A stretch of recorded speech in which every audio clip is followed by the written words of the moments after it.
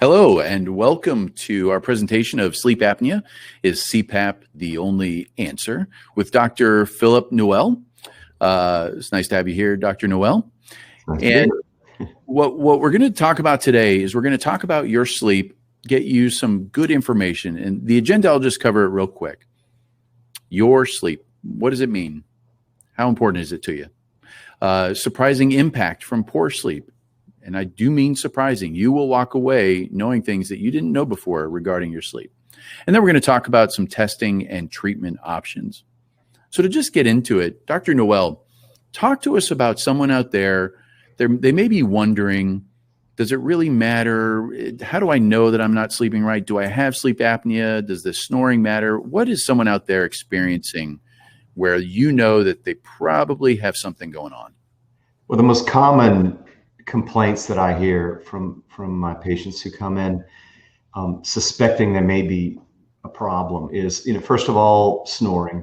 I mean, snoring, audible snoring is, I guess, the first and many times the first and most obvious sign that there's a problem.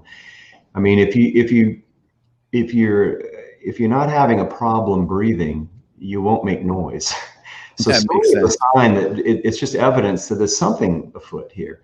Now, you may not have sleep apnea. I mean, the snoring may be the end of it, but it's a sign that we should take a deeper look at the situation. And certainly, if it's coupled with restlessness at night, poorly restful sleep, waking up with headaches or dry mouth, sore throat, and tiredness during the day, if you're sleepy, tired, just lacking in energy and focus, those are all signs that the quality of your sleep may be suffering. I know that there's sometimes I wake up and I feel like my mouth is a little, or my throat is a little sore. Maybe I slept with an open mouth. Is that something to keep an eye out for also? It is, because, mouth opening is always the default. Is always the nose is a default. Mouth breathing is plan B. Always plan B. And so when you wake up with a dry mouth, that means, or sore throat, that means you've been mouth breathing. You've had to resort to that. So it's a sign. Again, it's just another hint in the morning that this didn't go all off as planned. Got it. So I know that you have this quiz that we're showing. This is on your website, and we will actually put a link to this quiz in the webinar. So right now anybody can go click it and start taking it if they want. So what's interesting is this is asking you, what is your chance of dozing off in these scenarios? And it's funny because I do remember times in my life where it's like, you know what, if I was in that position, I probably would have dozed off. Yeah. And this is an effort to sort of quantify the sleepiness that people commonly live with, and they just sort of accept over the course of their daily lives. It happens very slowly, usually, and incrementally. And so it's always surprising to me the amount of tiredness, of sleepiness, loss of quality of life that people accept because it's happened gradually, kind of drip, drip, drip. But this is the sleepiness scale is an effort to sort of quantify that and put a number to, how sleepy is sleepy. Right. And what's also interesting, I think you nailed it on the head about, drip, drip, drip. We kind of fade into this, and someone out there may feel like, well, I nod off every once in a while, but that's just the way it is. That's not the way it's supposed to be. You're not supposed to fall asleep while driving a car or sitting in traffic. No, not at all. I've heard some horror stories too. I mean, people ending up in the median of the highway or having crashes. I mean, it Wow. can be tragic. In fact, just the consequences of excessive daytime sleepiness. The major train and airline accidents. I mean, so often they're related to sleepy driving.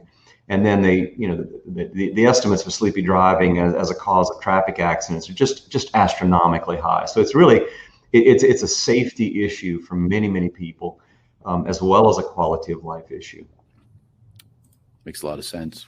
Now, we talked about some signs that someone may notice that they're dealing with sleep issues, but what really blew me away in a conversation with you is some of the other impacts that this can actually have on me and how I might think that something else is going wrong and treat the wrong thing. Can you walk us through that? Sure. I mean, so often I get referrals from different specialists when they become suspicious of their patient's potential for a sleep disorder. Frequently, urologists will send patients over because of frequent urination, and they've worked up the usual causes in men, especially, the prostate hypertrophy and inability to completely empty the bladder. But so often, and it's frustrating because patients go through these treatments and they still have this frequent getting up at night to go to the bathroom, and that frequently is due to poor quality sleep. There are hormonal mechanisms that are interrupted by poor sleep that cause the kidneys to function at full capacity when they should be slowing down. There are hormonal mechanisms, there are switches to slow the kidney function down so that we should be able to make it through the night basically without having to get up to go to the bathroom. So it's one of those signs that a lot of people just don't think of as being a problem with sleep in particular. I think that was really big to me, because the way I viewed this is you don't wake up because you actually have to go to the bathroom. You have to go to the bathroom because you woke up. Frequently that is the case. I mean, people are awakened, and so they sort of go through the normal nighttime rituals. Yeah, let me go to the bathroom. But also, I've had patients who may go to the bathroom 3 times during the day and 6 times during the night. They actually, it flips it on its head. Again, this is abnormal function that's caused by the sleep disorder. And then also, I mean, so many people view that daytime sleepiness, that lack of energy, that lack of focus, that lack of enthusiasm. They'll go through a number of different treatments for things like that. I mean, in particular, hormone replacement therapy in men. That's another thing I see commonly is that people are referred in and they've been on hormone replacement therapy, testosterone supplementation for months, and just so disappointed that it didn't really move the needle on the way they felt.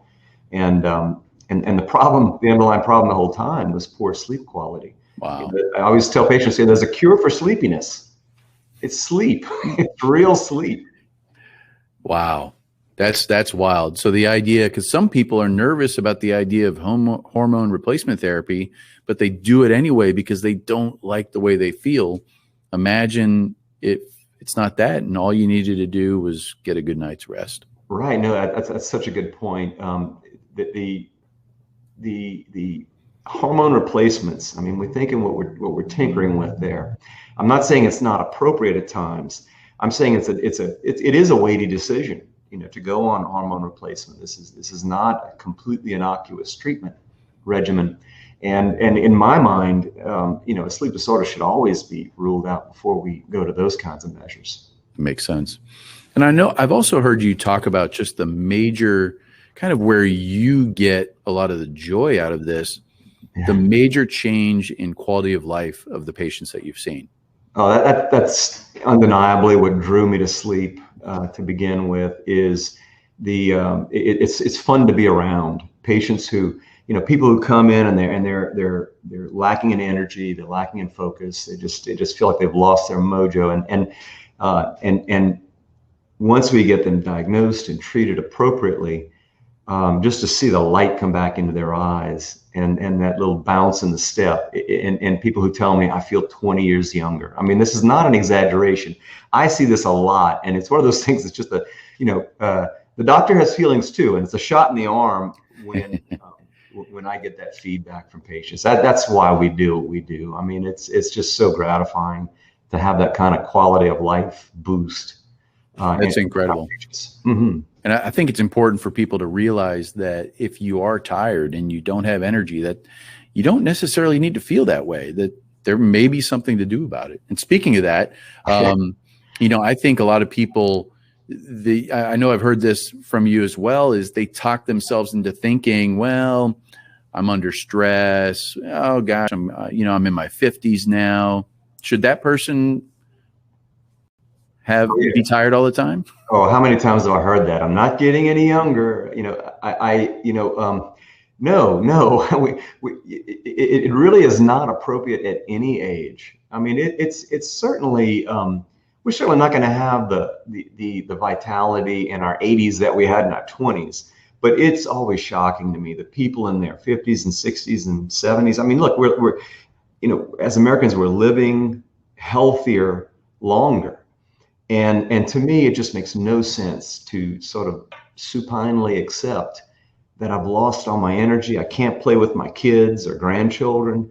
I don't feel that creative urge that I used to, and just to roll over and accept that. That is just never appropriate. It's never the case. But again, I think people do accept it because it does happen incrementally. It's slowly, and I think that's why people, sort of create these. People are trying to explain this phenomenon they're experiencing. And sleep is such a basic function. I think a lot of people just never think about it. It's just one of those things like thinking about the air you're breathing. You just don't consider it. It's just such an assumption. Yep, makes sense. Out of sight, out of mind.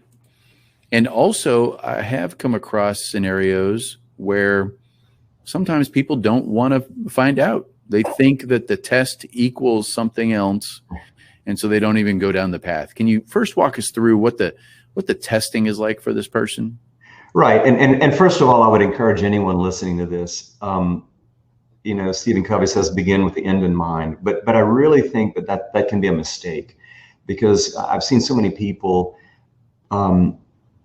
who arrive at my door with a conclusion. I don't want this or that solution. And so I won't even ask the question.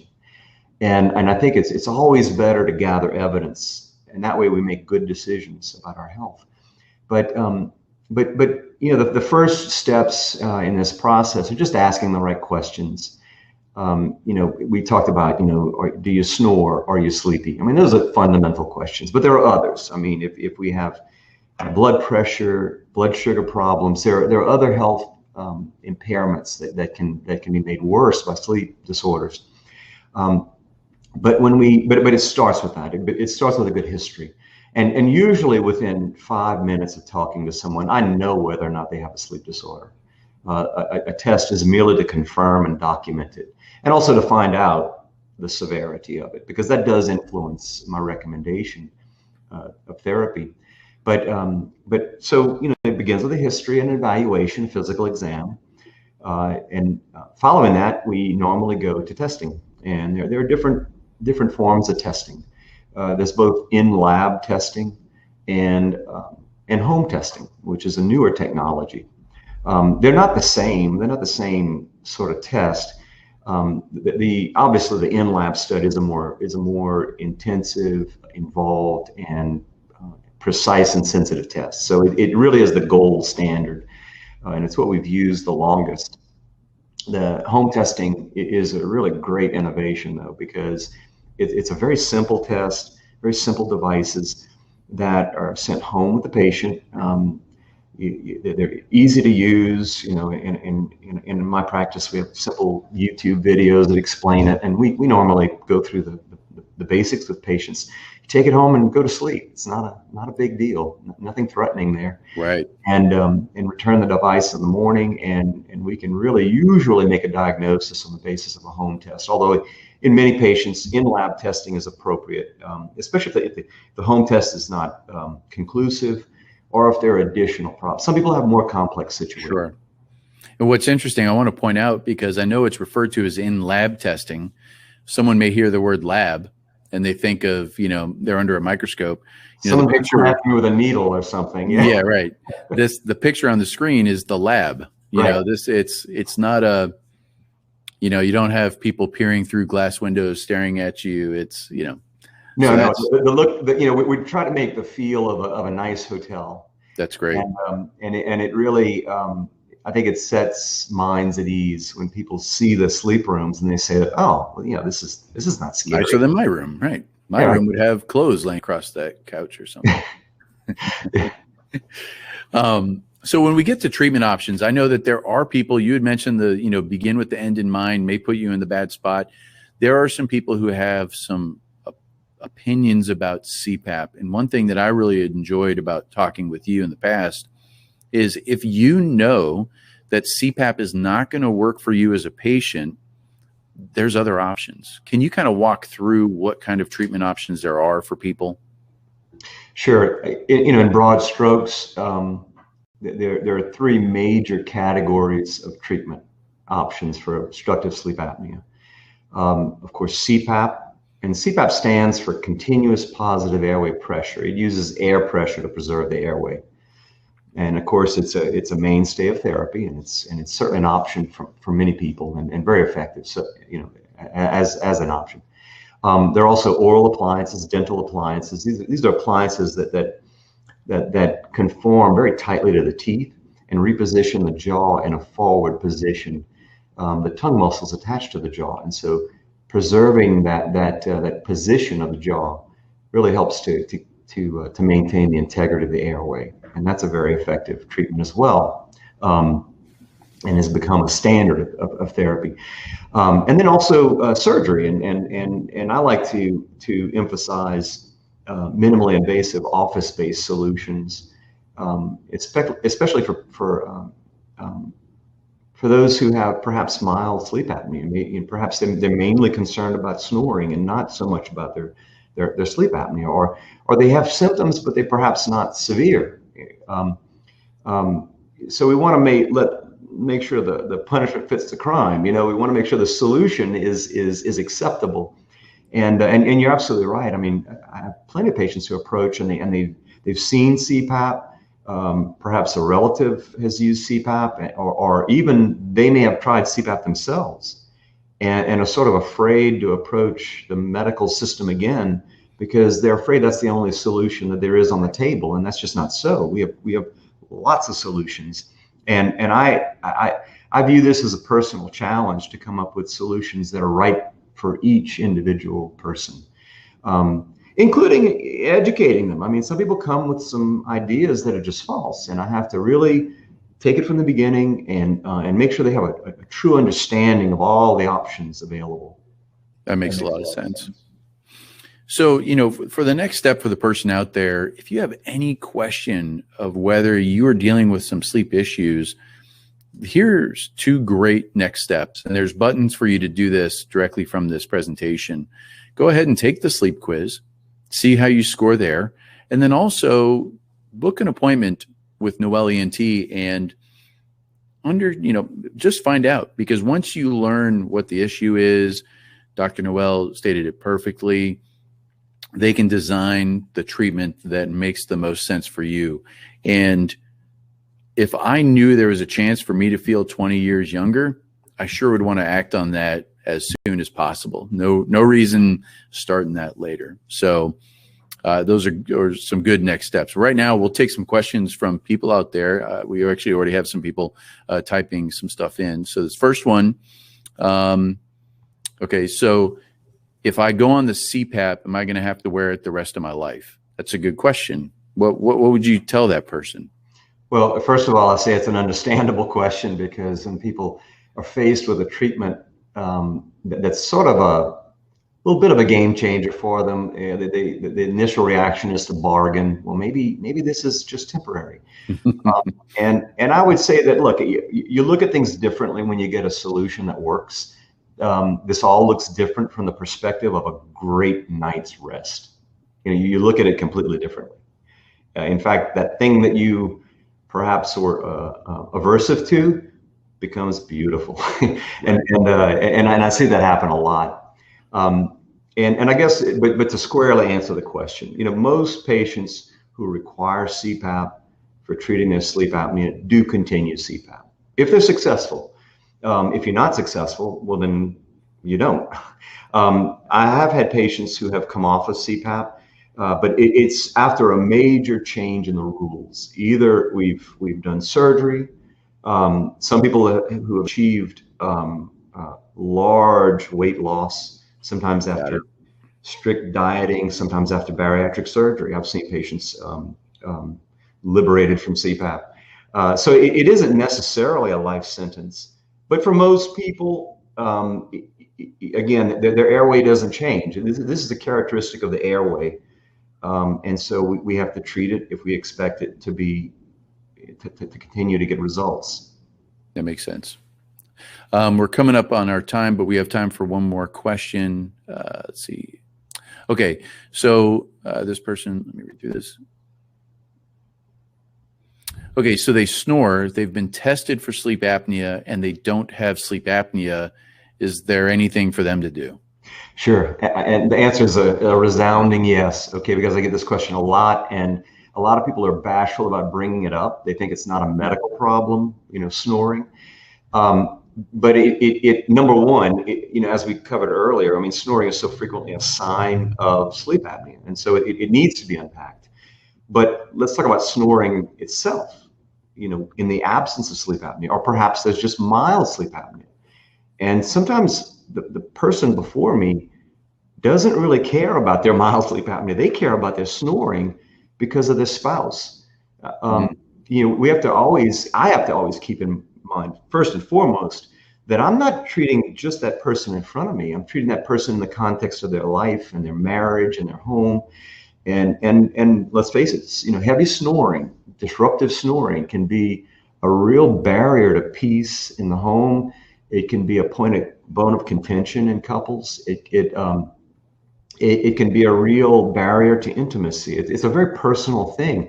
And my experience is I see people that are very, very motivated to solve their snoring issue out of concern and care for their spouse, and bed partner. And so I take that very seriously, and I love treating those cases because, we have lots that we can do. There are a variety of options again, and I really like to hit the minimally invasive office-based approaches that are the simplest and safest to be able to accomplish those aims of diminishing the snoring, because we don't have to have silence with snoring. Studies show that a 2/3 reduction in snoring volume is associated with a greater than 90% bed partner satisfaction. So, if you don't have to be silent, sometimes we just got to bring the roaring lion down to a purring kitten, and we've accomplished what we set out to accomplish, which is everybody's happy. Right. That makes a lot of sense. And it's a powerful statement. It's, what I would say to anybody paying attention to any of this presentation is you don't necessarily have to be dealing with what you're dealing with, whether it's tiredness, whether it's snoring.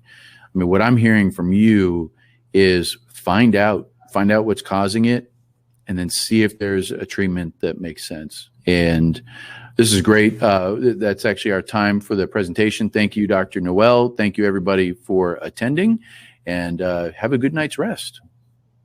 Bye.